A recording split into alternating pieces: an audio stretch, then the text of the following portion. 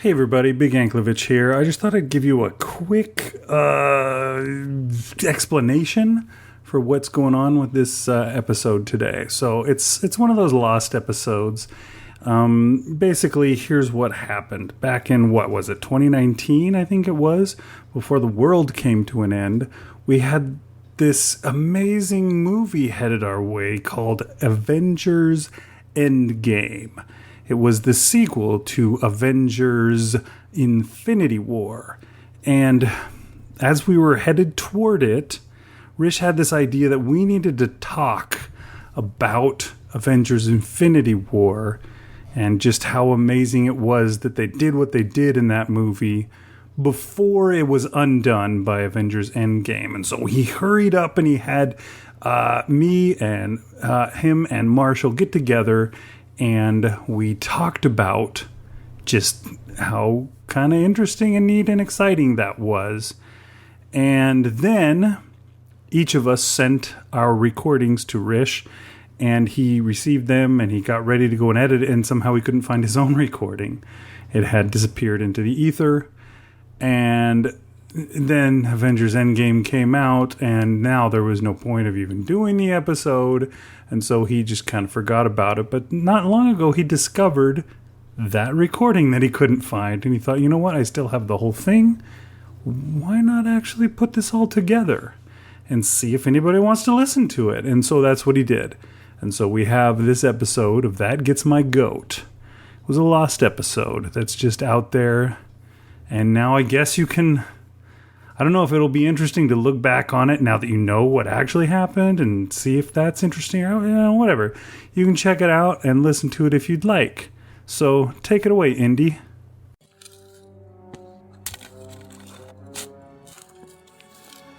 Dr. Jones, how much more we dig? Not much more, Shorty. All the signs point to this spot. You not afraid of curse? Not particularly. Indy, I think I find something. I don't believe it. Another lost episode. Indy, me got bad feeling about this. All right, Short Round. Throw it back in the hole. I'm going with your gut on this one. I'll try to keep my noises to a minimum. You talking about like you're not gonna fart as loud or something? Yeah, farts, chair moves, hits against the desk. It's okay. We have a whole fart reel, Marshall. You can do whatever you want. We save all those noises. You should have gone for the head.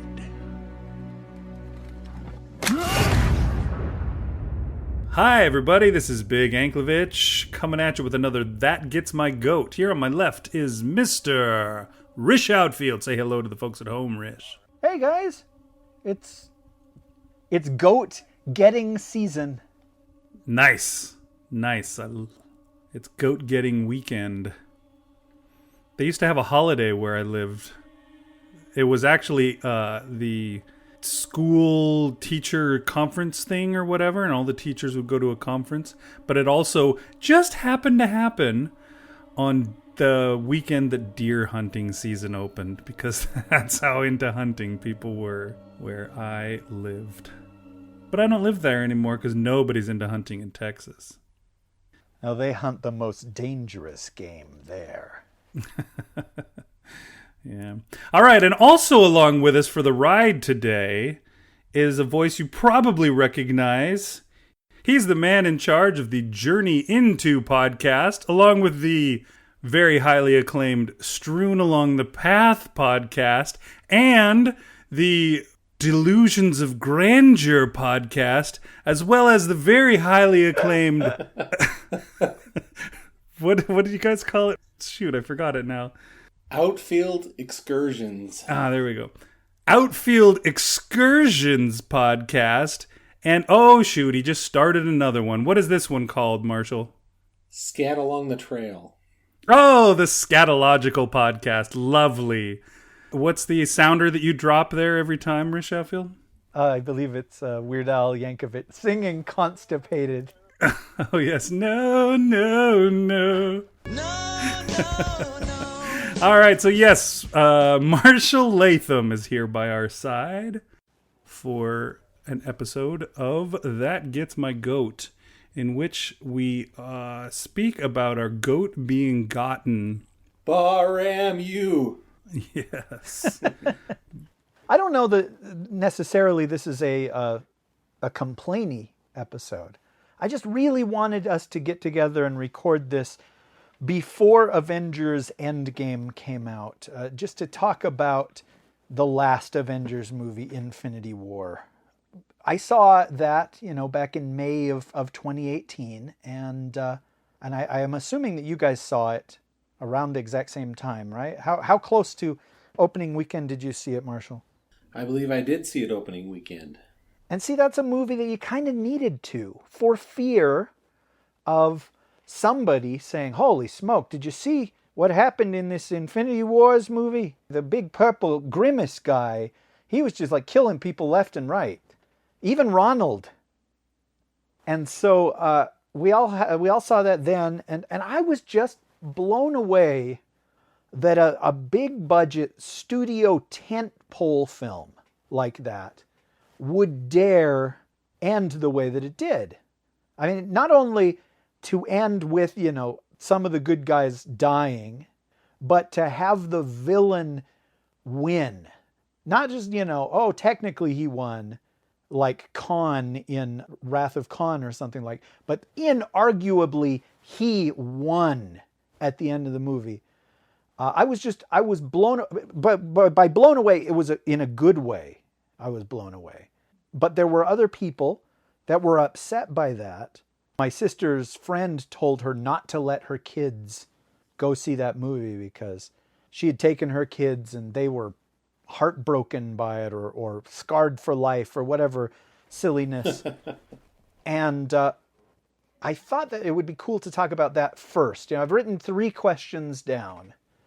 But yeah, before I ask the question, in Avengers 3 Infinity War made $678 million domestically and $2.04 billion worldwide, which puts it as number 4 of all time, domestic, number 4 of all time globally. So not everybody was upset by this ending. People must have been okay with it.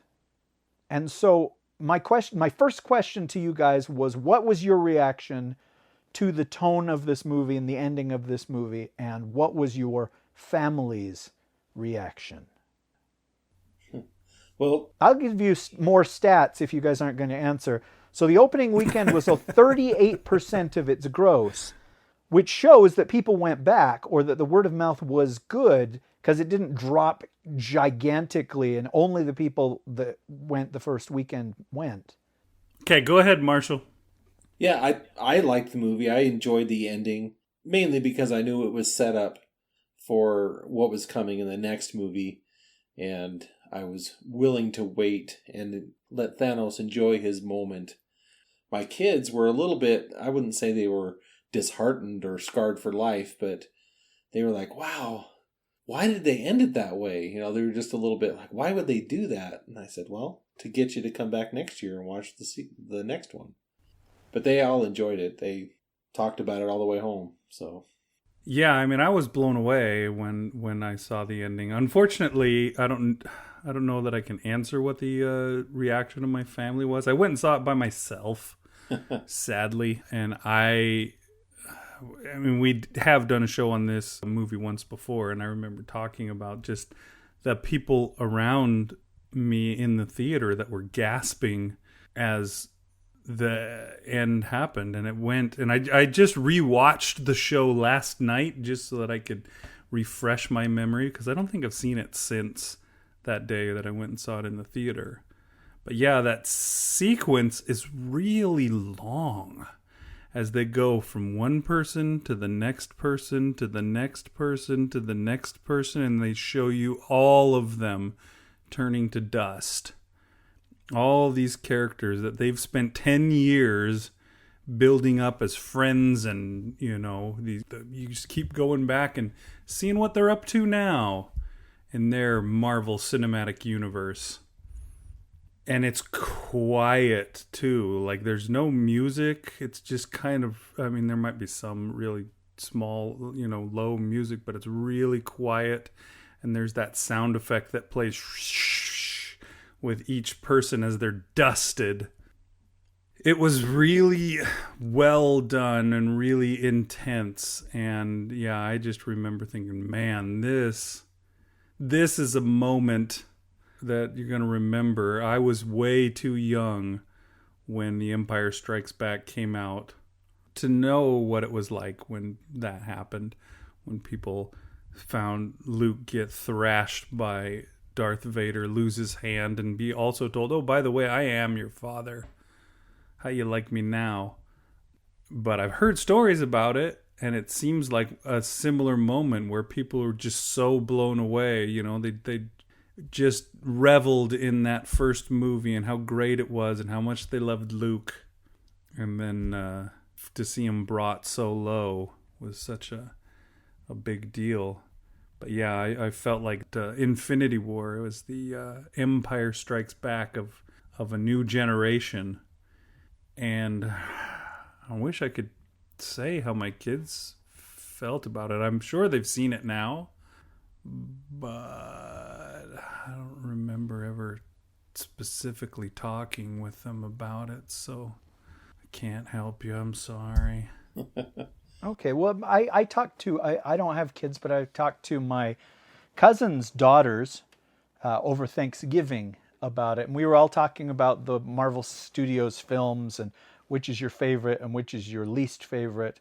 And all three of his girls said that Infinity War was their least favorite Marvel film. And his oldest girl, who I think was 11, she got emotional just talking about how much she hated that movie, that they would kill all these people. And then Spider-Man, and he said, I don't want to go. And she was starting to tear up. And it made me smile, because a studio probably doesn't want to alienate any portion. They don't want to hear that this is somebody's least favorite of their movies. But, Marvel or Kevin Feige or Disney or whoever makes these decisions believed enough in this project to say, no, that's how we're going to do it. That's how we're going to end it. And we have confidence that people will come anyway, that people will enjoy the ride, or that, that this idea for how this movie will end is powerful enough that it's worth whatever bridges that we burn or goodwill that is lost with like little kids. And you'll hear a lot of times people say that these movies are for children or for man children, right? You've both heard that, right? Yes. Mm-hmm. That it works toward the infant. It makes infants out of the audience. That these characters and all that stuff were invented for children, and yet it's grown-ups that are going to see it. Oh, you mean infantilize? That may be the word. I don't know. I missed that day in nursery. Yeah, but I never watched Bill Maher anyway. But yeah, just like I said, I'm really impressed that they would be willing to dedicate $250 million to this script and say, no, we're going to do that. No ifs, ands, or buts about it. The good guys are going to lose and the bad guys are going to win. Big brought up Empire Strikes Back, and that is the poster child for this bravery. And I'm always talking about just how brave it is of Lucas and Kasdan and Kirshner to have the bad guys win and have the good guys suffer so much in Empire Strikes Back. And it just doesn't feel like a kid's movie. It doesn't feel like the movies that you're used to seeing. People buy a ticket with sort of the implicit understanding that right is going to win, that evil will be punished. And again, kudos Disney that you guys said, yeah, go right ahead. Whatever it costs, we will do it. What did it cost? and that gamble paid off, that movie was a gargantuan hit. Everything. But yes, I too was too young to remember the fandom between 1980 and 1983. And I always regret that. I'd love to have been able to have arguments on the playground and talk to other people people's older brothers that was like, no, I heard that this was going to happen. And just the speculation for 3 years of what's going to happen and who is the other. And, is Han dead? And what's the deal with Boba Fett? And the Emperor, why did he have such weird eyes? He almost looked like a lady, but he had a man's voice. And, all these questions that are brought up in Empire Strikes Back that people had to wait 3 years to get answered. We're kind of in a mini version of that right now. Before Endgame comes out and all those questions are answered. And, let's be frank, all of that negativity is undone. We've just got this 1 year to bask in it, to feel that, to not know what's going to happen with Han. Who is Leia going to choose? Is Lando a good guy or a bad guy? What does a Tauntaun's inside smell like? All these questions that we've got. How hot are a Tauntaun's insides? Lukewarm. That's right. Were you setting that up? Yeah. Oh, okay. I'm sorry. If it was a coincidence that you ask it in that way where I could give you the punchline, I would have felt really smart, but. Well, I guess, with Empire Strikes Back, I was 10 years old when I saw that. And I just remember kind of being... Holy crap, you're old, Marshall. I am. I'm an old man. But, sorry, go on. I was worried about what was going to happen to Han. I just remember being somewhat, I don't know, not angry, but just kind of like, I was mad at Luke for believing Darth Vader that he was his father, because I was one of those kids that said, no, of course he's not his father. He's just lying about it. And so I was kind of angry at Luke for believing him. And search your feelings, Marshall. You know it to be true. Yeah, but I didn't. But Marshall, even if you didn't believe that he was his father, there was no getting around the fact that Luke lost that fight. Oh, yeah. Not sure. Just, a split decision. Oh, TKO, the judge's ruling. Luke got one good hit one lucky hit in the whole boxing match. And the rest of the time, he was on the mat. The canvas was coming up to meet his face again and again. What's that like as a little boy who, I'm assuming you idolized Luke, you pretended that you were Luke as a 7-year-old boy, because Big and I sure did. Yeah, I couldn't believe it was over, that was the end when the credits went up. It seemed like there had to be something else going on. But it was over. So I wanted to go back and see it again to see what I missed, or what was there something else there? That kind of thing. And were there people that you hung out with on the playground or in the lunchroom or at scout camp or whatever it is that hated Empire Strikes Back because of that? I don't remember that. I think everybody was just excited to see what was going to happen next. Of course, like you said, we had to wait 3 years instead of just one, like with Avengers. Can you imagine that big?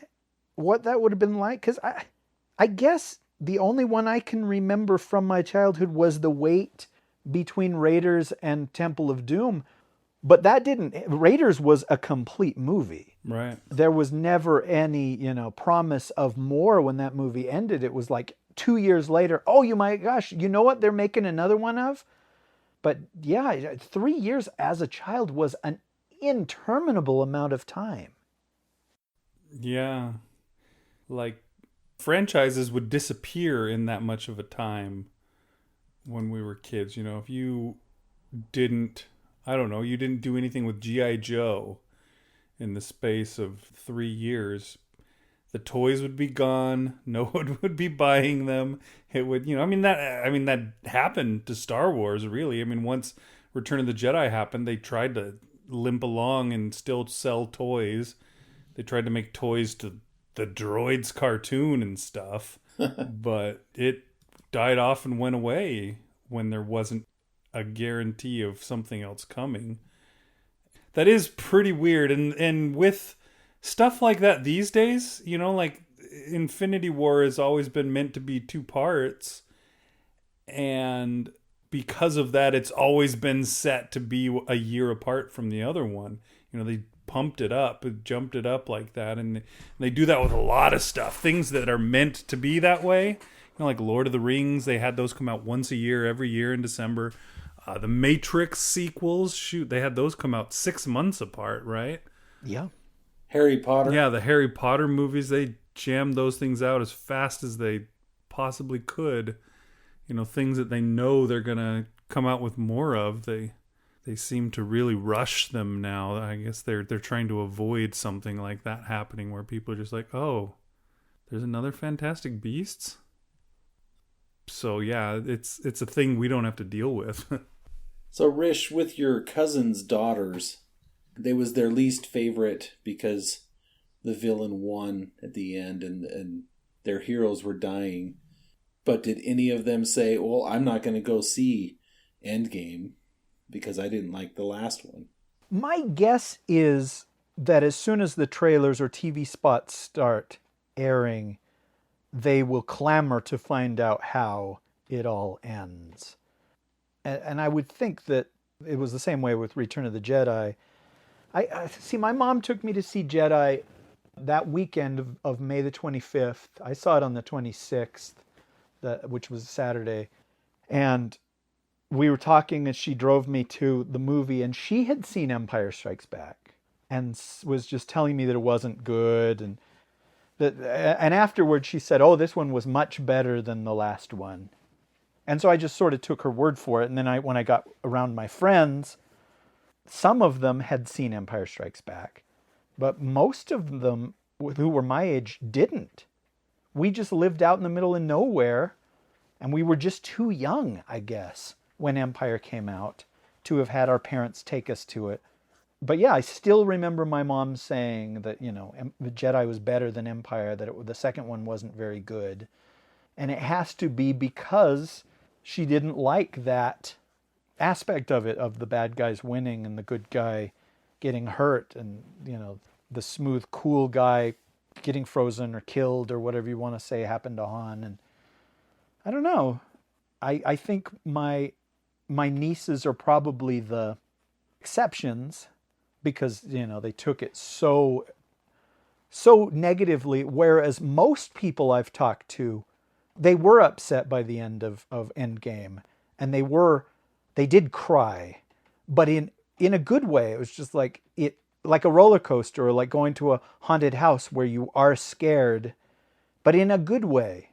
I certainly, I took my nephews to it after I saw it on opening night, and I was much more emotional the second time when I was seeing it with my nephews because I knew what was coming.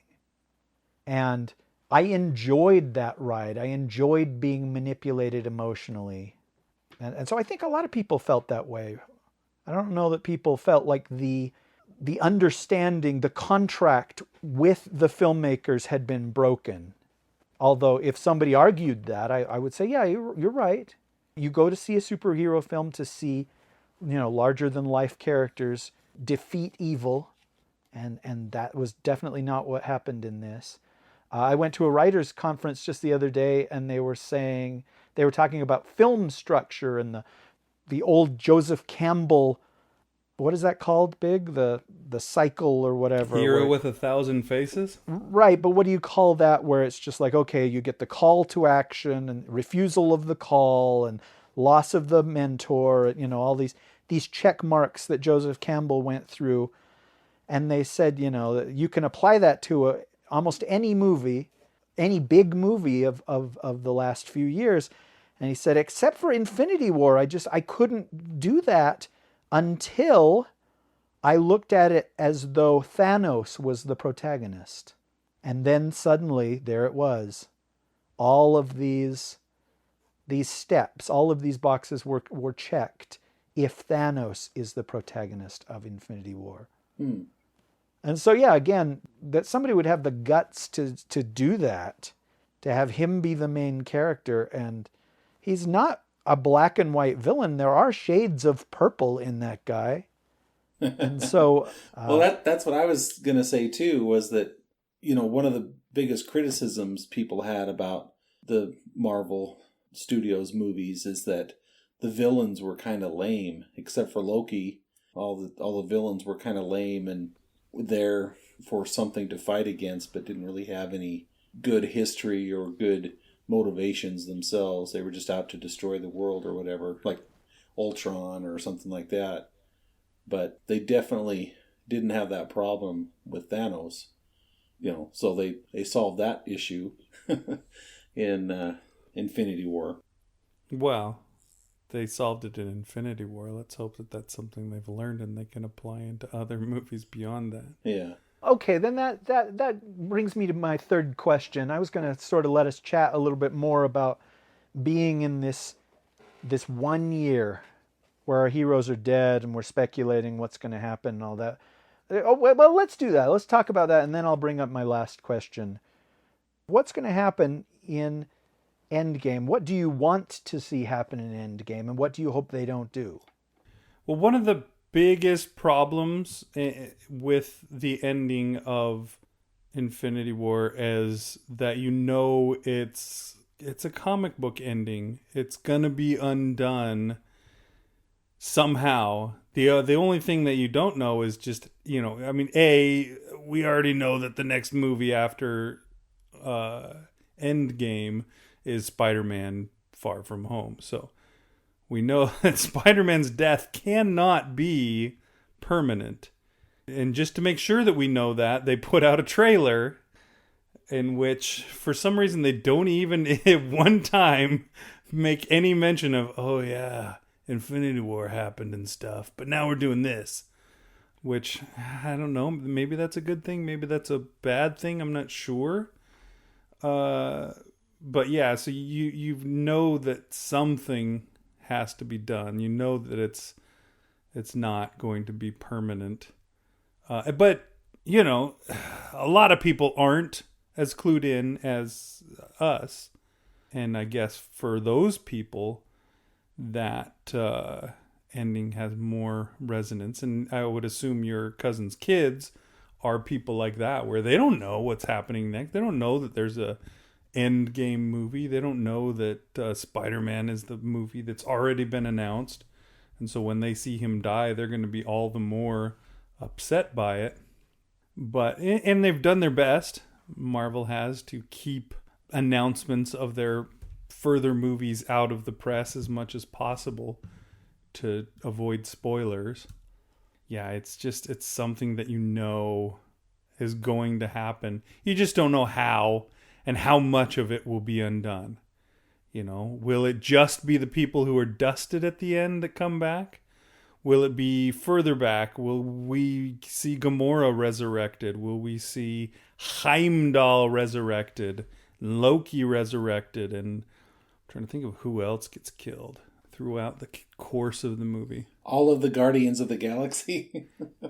Well, they went as dust, though. I'm thinking people that were killed, right. in the battle and stuff like that, because that happened to a fair number of people as well. Vision, I guess. Yeah, will Vision come back? Because he died before the snap. He turned gray.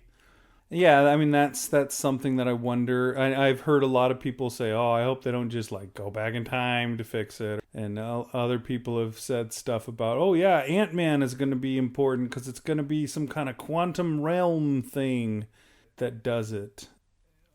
Well, something that I keep hearing is, well, Captain Marvel is going to show up and she's just going to pound Thanos. And I hope that they don't do that, because I want it to at least be the Avengers that defeat Thanos in an Avengers movie. Right. I want it to be these characters that we've followed for all these years, instead of just somebody shows up for the very first time. Doomsday shows up for the very first time and kills Superman. Right. But One thing that's neat, and you brought up that, they made these movies back to back.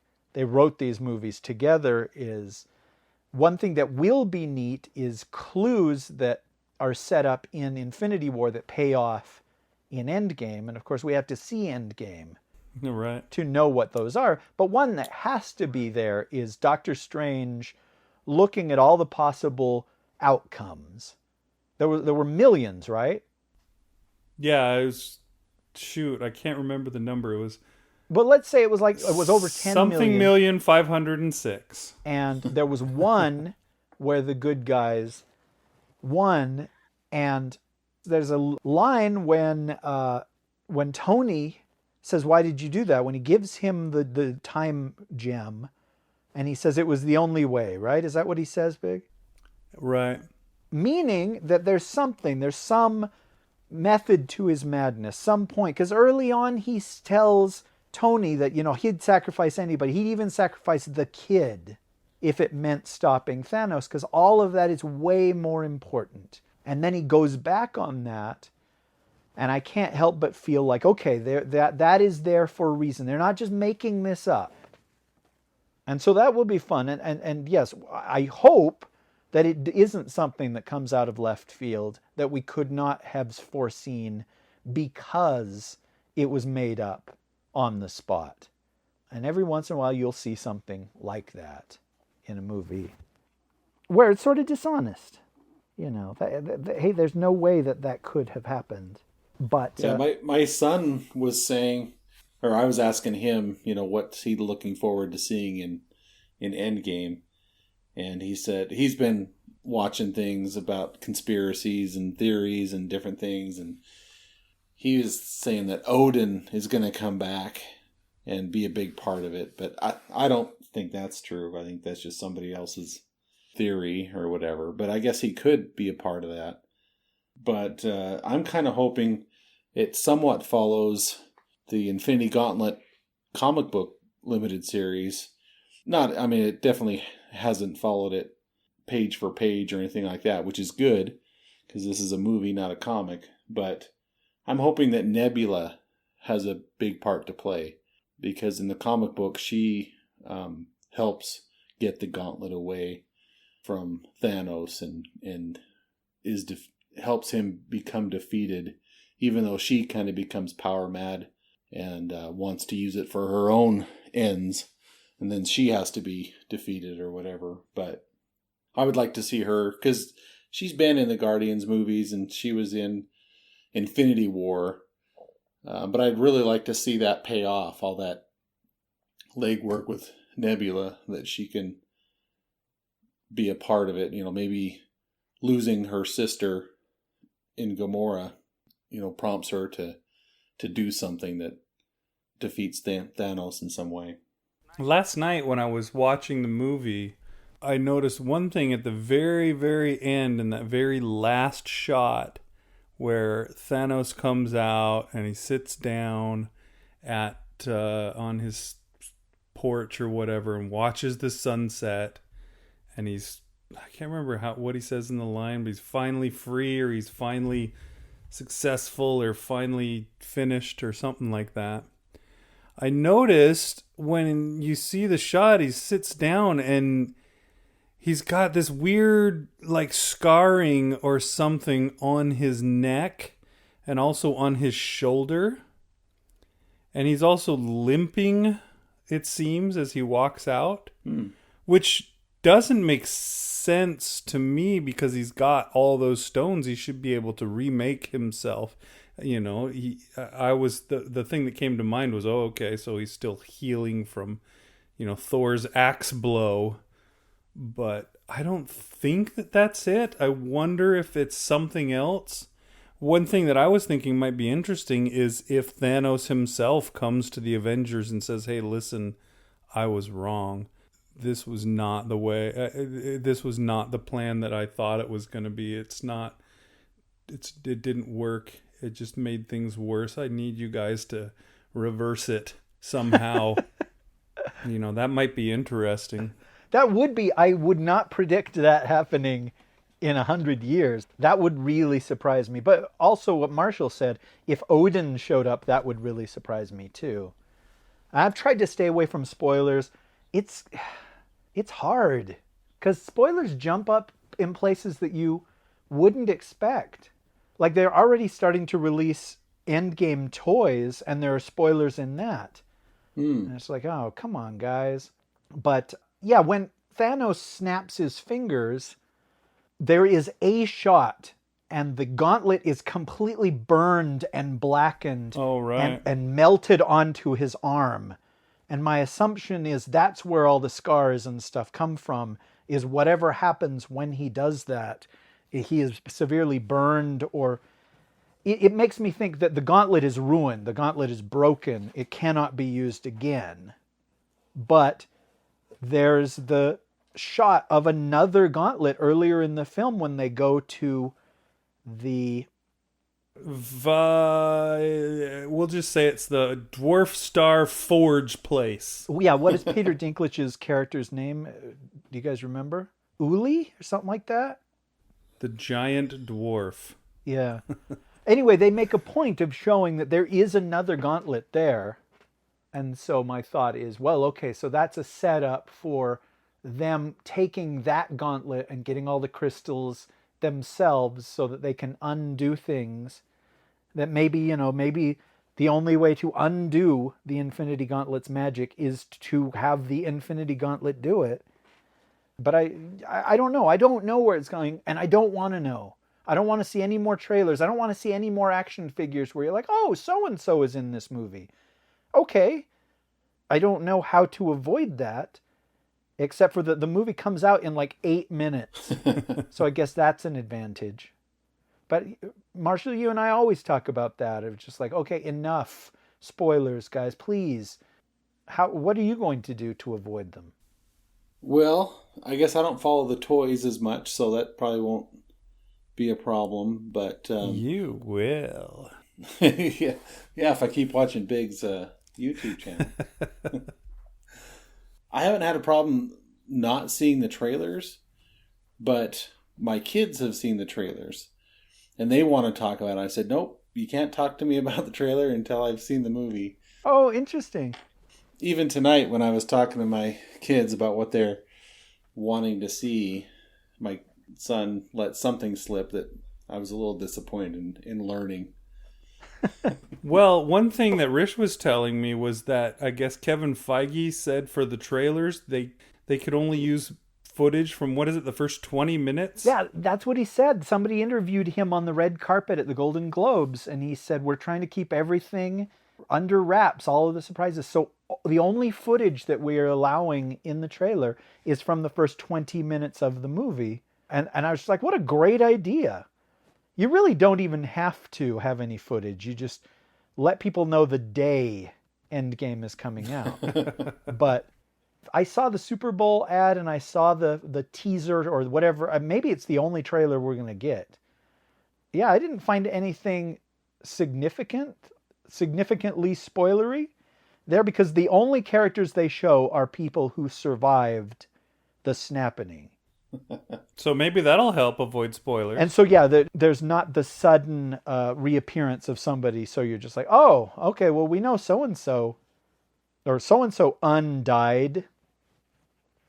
I think Feige has done a really good job of controlling these things where he is the producer, but the directors each get, their own style and their own, they can tell their story as long as it fits under his umbrella. I know that bothers some filmmakers, but you can't argue with the end product, especially with something like Black Panther or Infinity War, which are almost unanimously lauded and praised and appreciated.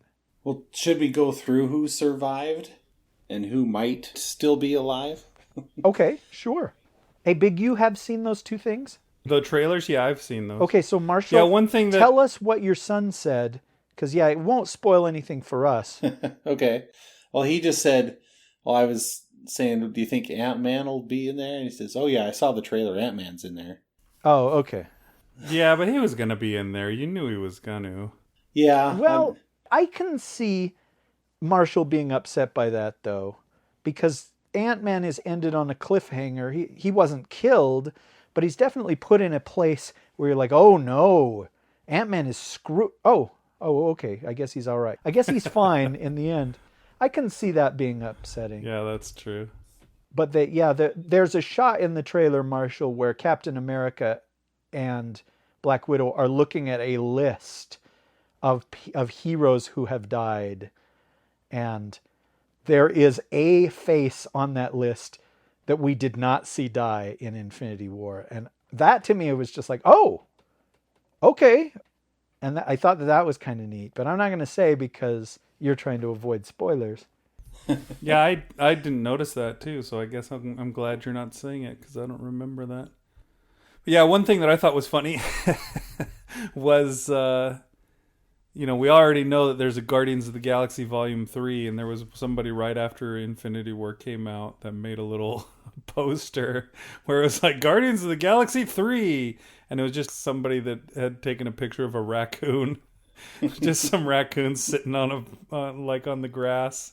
And that was it. It was just a raccoon. Thought that was funny. Yeah, the whole Guardians of the Galaxy crew is gone. Every one of them but Rocket. Isn't that a brave? Isn't that amazing that they would do that? So they couldn't predict that Black Panther would be as huge as it was, but to kill Black Panther right after his movie becomes the biggest hit of the year or the biggest hit of the franchise is pretty cool. And then, of course, Spider-Man. And yeah, it's a shame.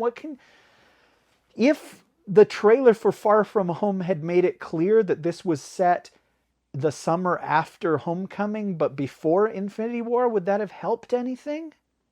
Or would it just be no, you know what? You don't get to make another Spider-Man movie. Yeah, I don't know. It might have helped. I didn't know. Is it really set that way? Oh, I don't know.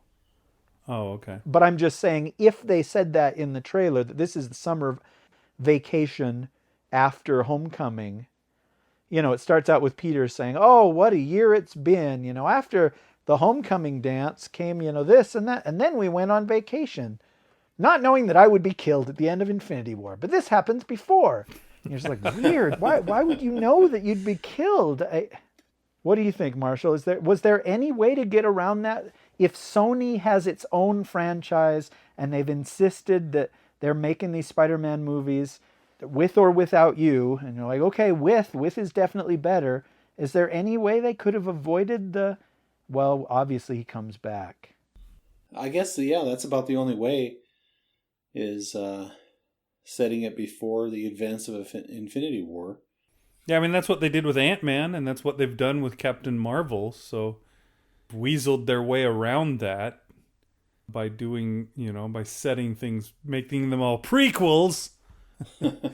My mom saw Ant-Man and the Wasp before she saw Infinity War. So believe me, she was confused with that post-credit sequence in Ant-Man and the Wasp. I'll bet.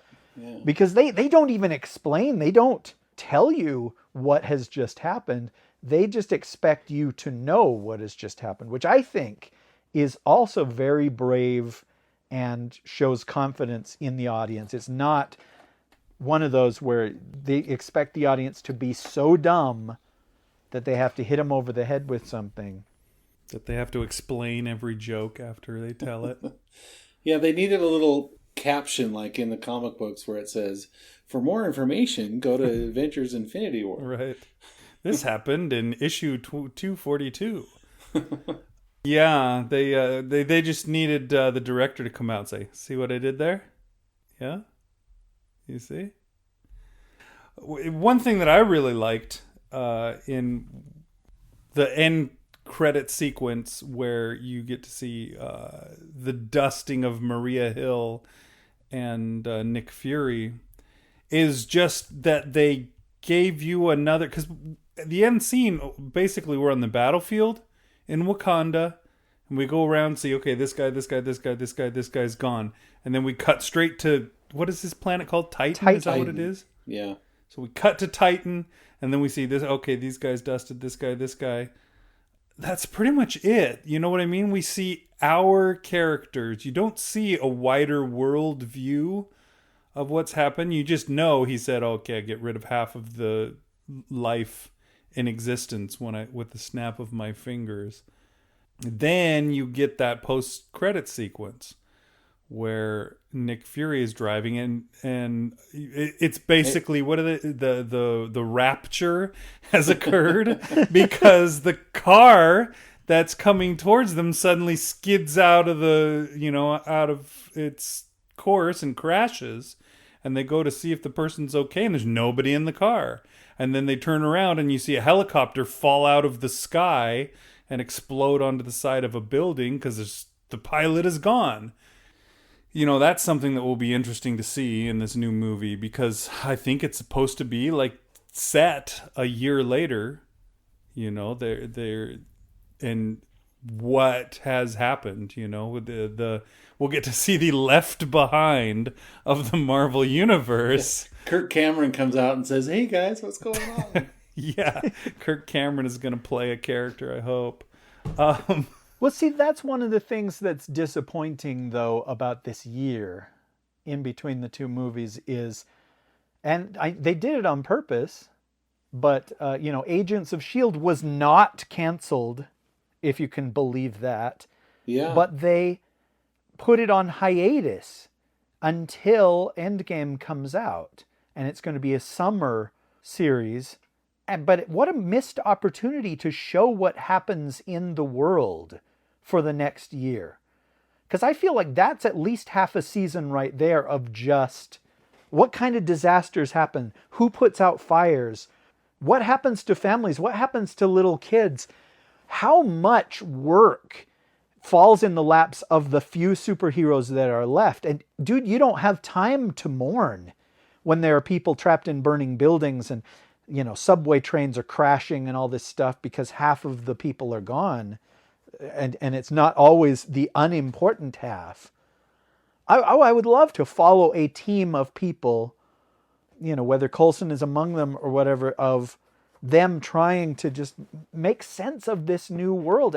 And would you know what happened? I mean, how many people just think that it was the rapture? Right. And it's like, golly, Jimmy, you and I must have been sinners because we weren't taken like your mother was. And I've been saying golly all this time, and it's been worthless. I could have been using all the dirty words that I wanted because I got left behind anyway. Yeah, I remember watching the last season of Agents of S.H.I.E.L.D. waiting for some of them to get dusted, but they didn't do that. So, yeah, sadly, the show became more and more distanced from the movies after Joss left the show and after that first season. It's too bad because they didn't mention Thanos, if you recall, in that last season of Agents of S.H.I.E.L.D. Yeah. But I'll say it, in a sort of lame way. I agree. It should have been a little cooler than it was, and I don't know. They were sure that they weren't going to get another season, so there was nothing stopping them from ending the series with the Snapping.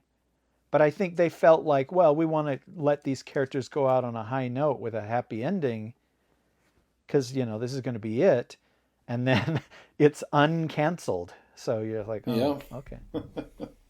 But still, yeah, I have a million questions about the world post-Snapping. And, one of my questions is what happens in Wakanda?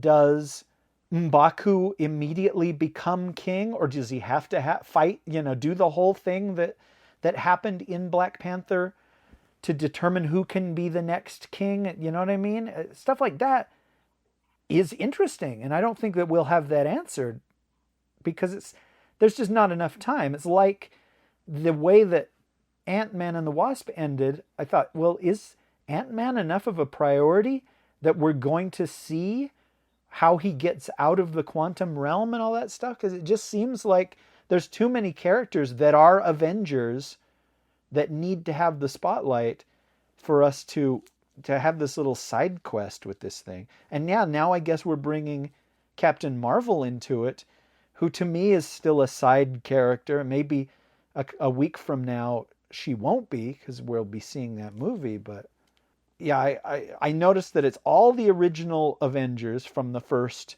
movie. They all survived.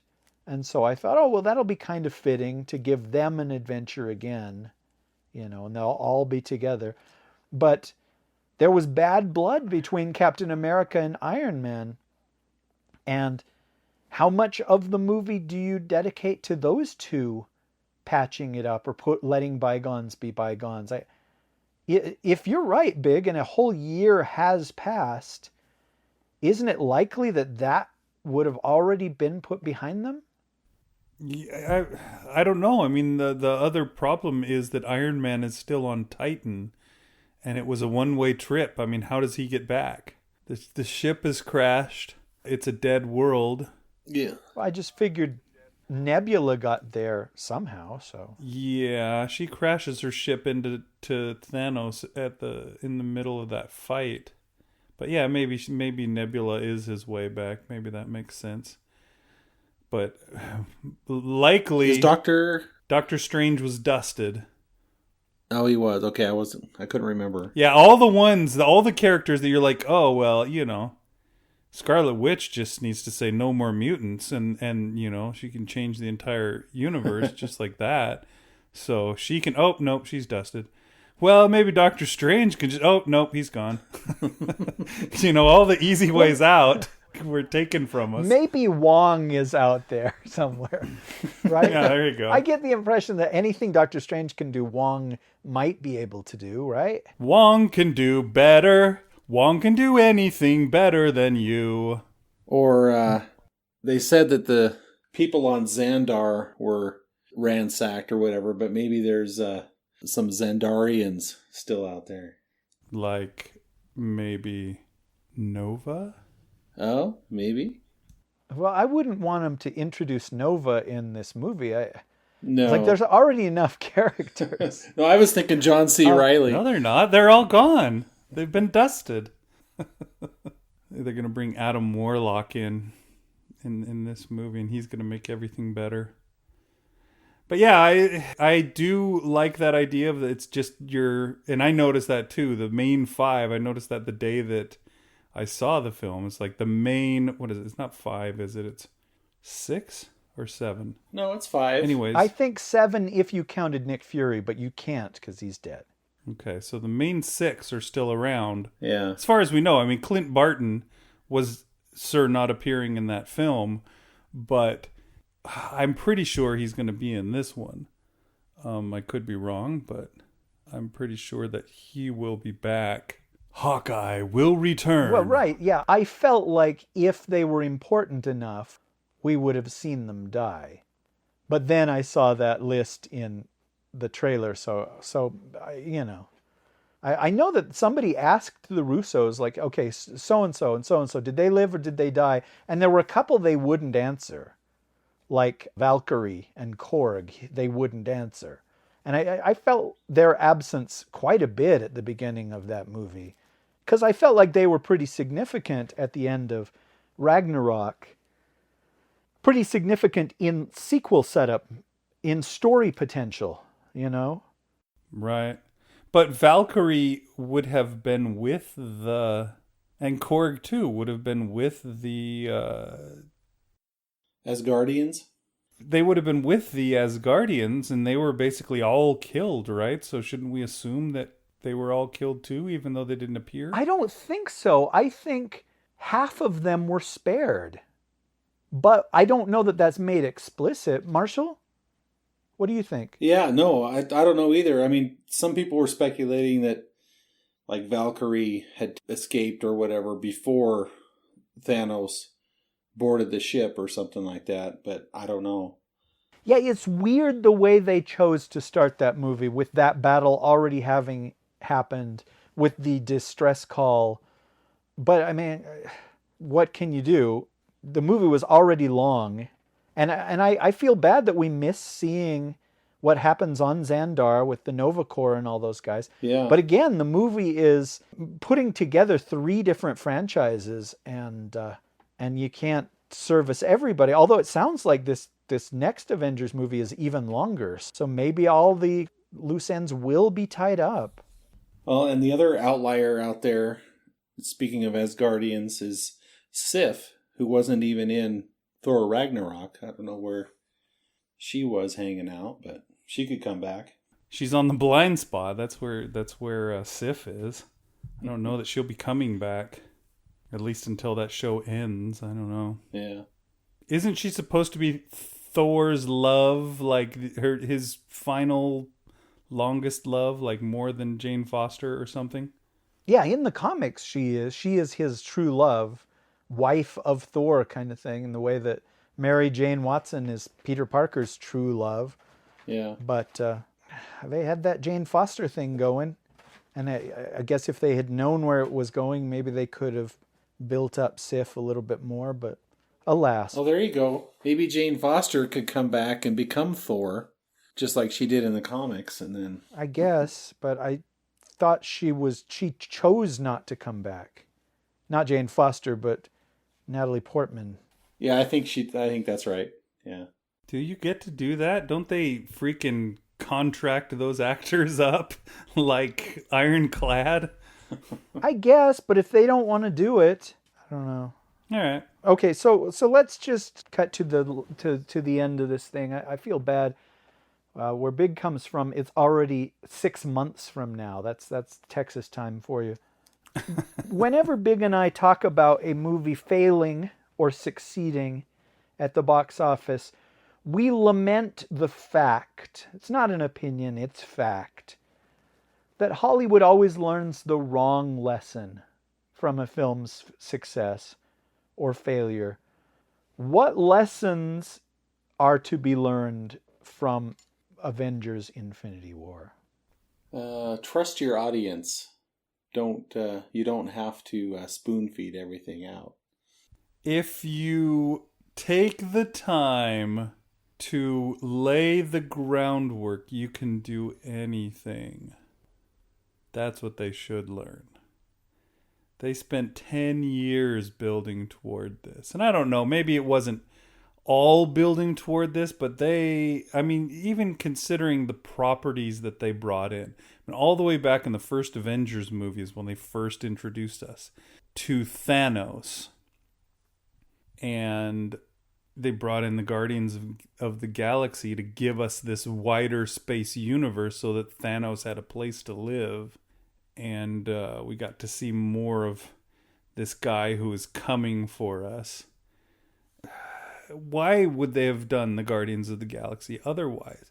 Like, seriously, the Guardians of the Galaxy was what they thought was the wise choice for the next big franchise? I remember when Rish told me about it, I was like, who the hell is the Guardians of the Galaxy? And he had to explain it to me, and he's like, yeah, I don't know, I think they're crazy, because nobody's heard of these. Nobody likes them. They've been around for like 40 years, and they have hardly ever even had their own books. They're not characters that people are clamoring for. Why are they doing it? I don't know.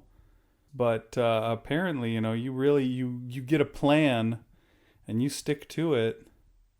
Gosh, consider how much money they've made in all that time as well by sticking to that plan. And it just keeps building.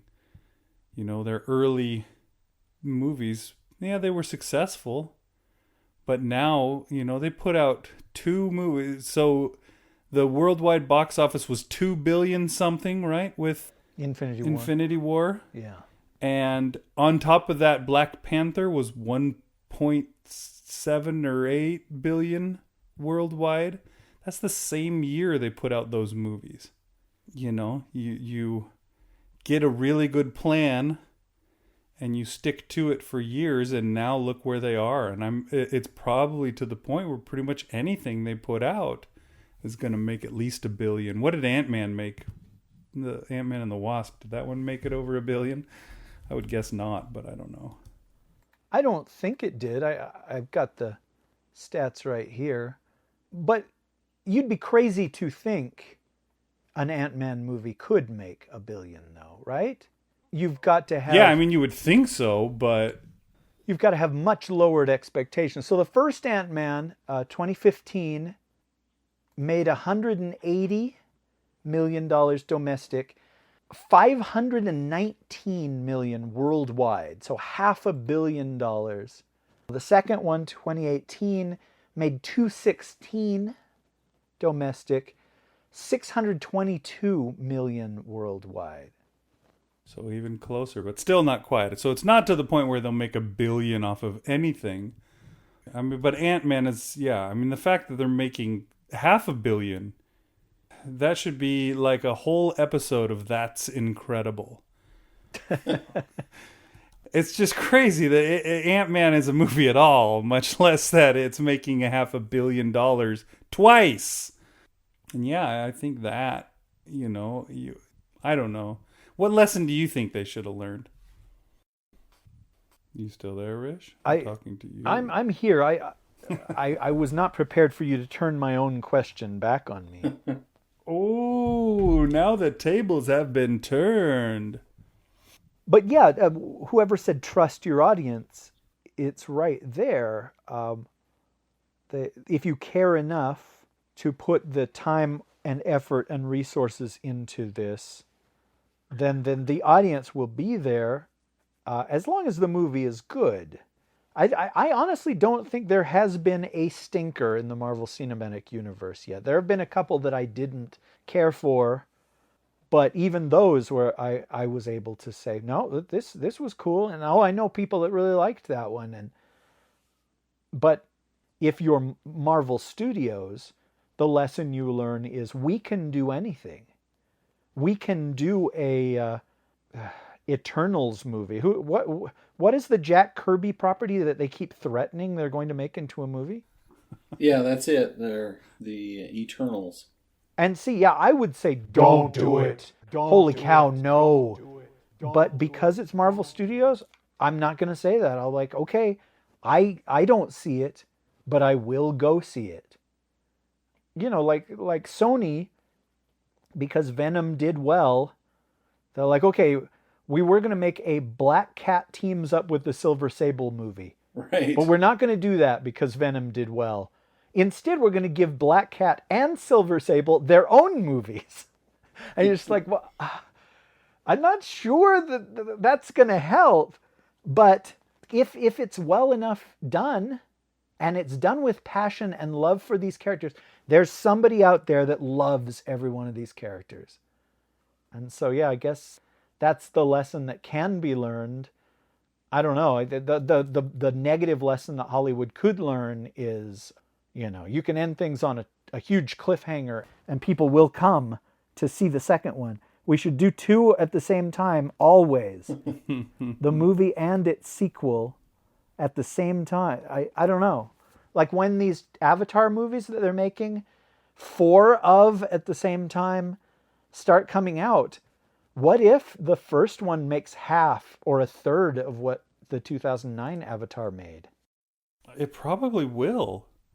That's the thing that when I hear that they're making all of these Avatar movies, I'm like, are you guys kidding?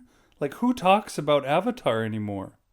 I think it was a YouTube video or something that I was watching where they were talking about Avatar and saying, this movie was the biggest movie ever. The biggest movie of all time. And how has it made no footprint, in popular culture? 10 years later, people talked way more about Titanic than Avatar. Avatar came and it had its time and it went and it's forgotten, basically. Nobody cares. And when it comes back, people are going to be like, huh? Oh, yeah, I remember that movie. That was like 12 years ago, right? And it will when be. I was 5. It will be 12 years. Yeah, I think it'll be really unlikely for it to make anywhere near as much money as the last one did. Well, see, that's what I think too. But the lesson that you learned from Avatar's success is not, convert everything to 3D, which is the lesson that the studios actually took from it. Right. But trust James Cameron. He knows how to make a movie that people will go to. And so if you really want to make 4 of these, okay, I mean, it's you, James Cameron, all right. Yeah, by his sheer will, he's gonna try to manifest the Avatar success with his 5 movies or whatever. He does seem to find a way. He doesn't make a lot of movies, but every one that he makes really does something special. It's an event. Surprising. And it's because he knows what audiences will respond to. And Marshall, you're just as old as we are. There was so much negativity before Titanic came out. Fox had spent so much money on that movie that they ran out of money and had to beg Paramount for help.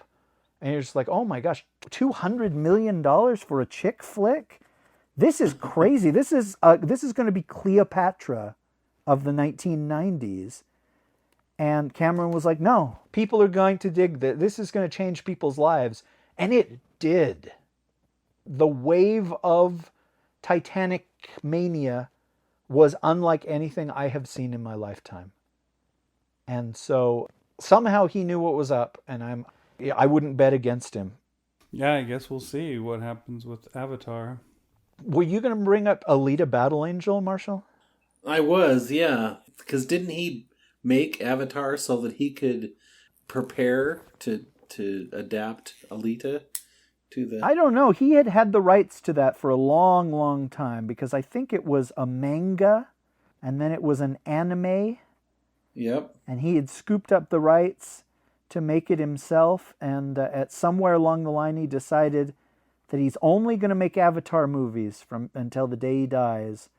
And so he gave it to Robert Rodriguez to make, which it would not be the first choice that I would have, but I don't know that counts as a James Cameron movie in the same way as like Strange Days or Point Break don't count as James Cameron movies. Yeah, I don't know. Yeah, sorry, we're not here to talk about that, but it will be fun to see when the trailers first hit if there are people that... Because what's weird, and Big and I are always talking about this, the power of nostalgia, it will have been long enough that the kids who were kids during Avatar have grown up and can have memories and warm nostalgic feelings for Avatar. You may well even have parents who will be like, I saw that when I was a teenager. Come with me and you'll see it and love... What was the name of the planet? Pandora 2. Janice, you were conceived during the third hour of Avatar.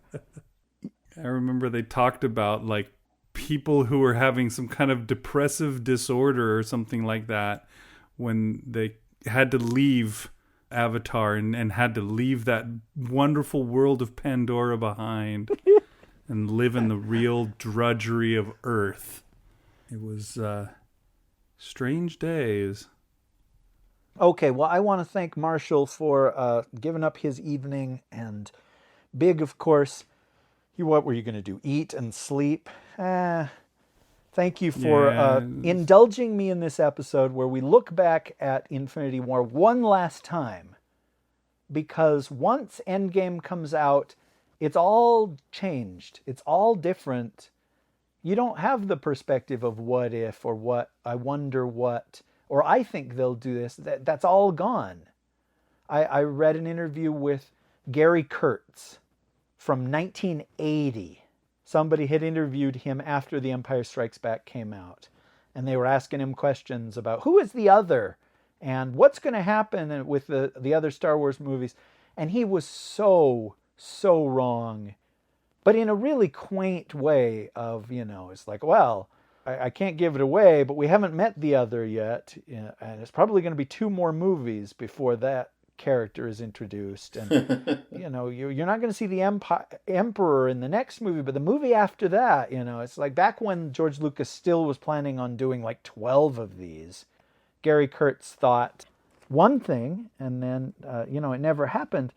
But it's just like that's such an interesting time before the door closed on those Star Wars movies, and it was neat that we've got to be in that time for the Avengers.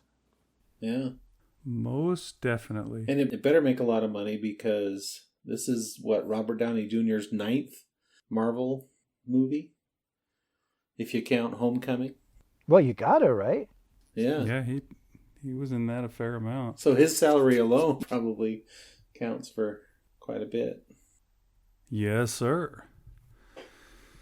Yeah, it's an interesting thing, and the time is going to pass us by really quick, and we'll be beyond those days, and it'll be like us looking back at Avatar and being like, yeah, remember when people remembered what Avatar was?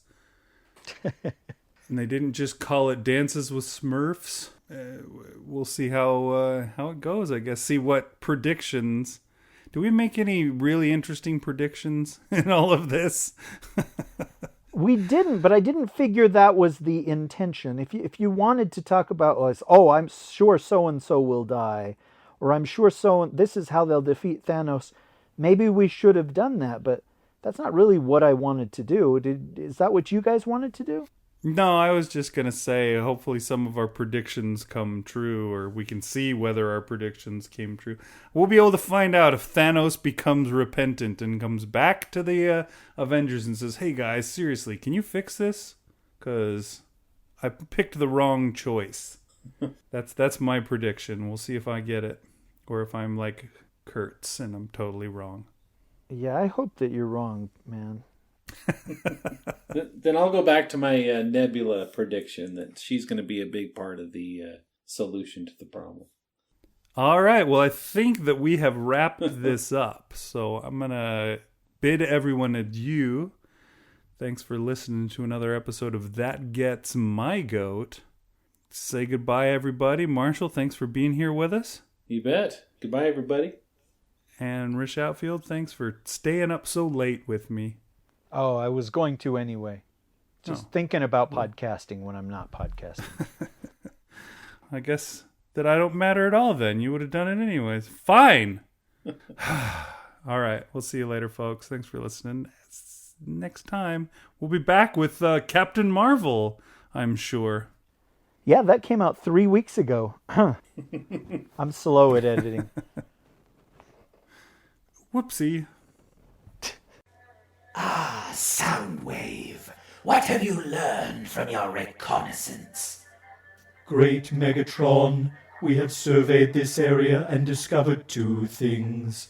1, a small mine found to contain enough raw materials to produce 47 energon cubes. Good. And the other? That the That Gets My Goat podcast has been produced under a Creative Commons 3.0 no derivatives license. What does that mean? That the podcast is free to listen to, download, and share liberally, but it cannot be altered, sold, or made claims upon. I don't understand.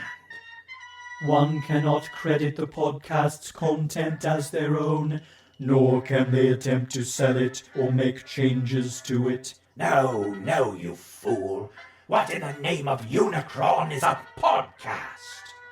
Merely more evidence in the inferiority of these flesh-based Earth creatures. Yes, Soundwave, and it will make it all the more satisfying to crush them. Indeed, Lord Megatron, indeed. Just make sure you podcast it when we do.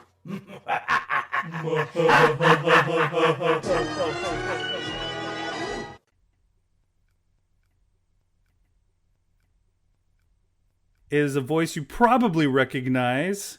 He's the man in charge of the...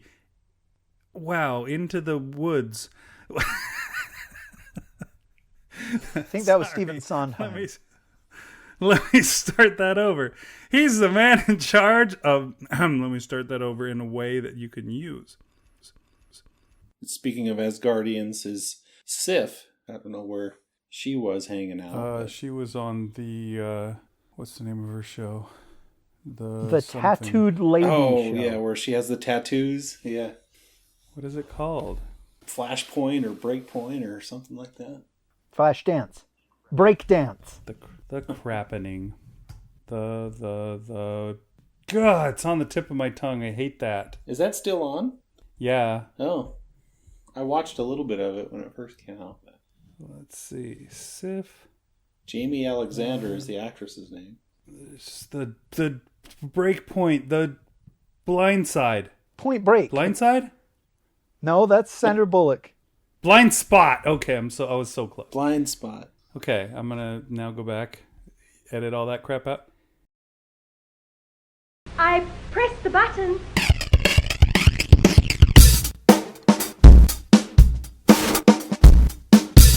You're listening to the Dunesteef Audio Fiction Magazine.